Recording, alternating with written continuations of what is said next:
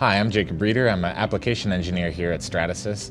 Today I'm going to talk about using additive manufacturing to create assembly fixtures on your factory floor.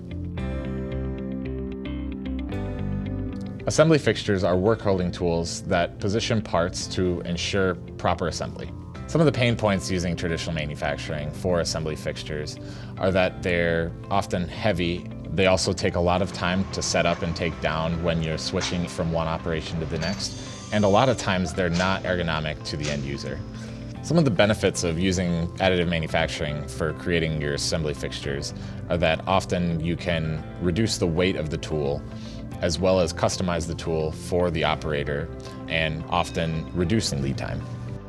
For example, Sylaxis, a Tier 1 automotive supplier, they provide tooling to the automotive industry. They were able to reduce the weight of one of their automotive assembly fixtures from 150 pounds to less than 50.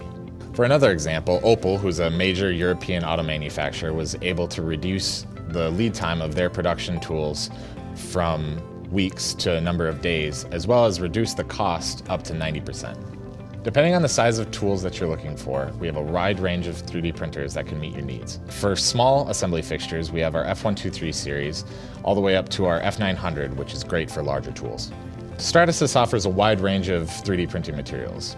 For most assembly fixtures, ASA and polycarbonate are going to be great options. But for assembly fixtures that require higher strength, stiffness, and durability, we would recommend going with Nylon 12 carbon fiber.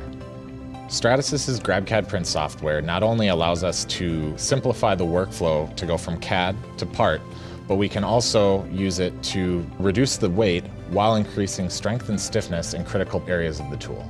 To recap, additive manufacturing allows you to create assembly fixturing more efficiently by reducing the cost, time, and weight.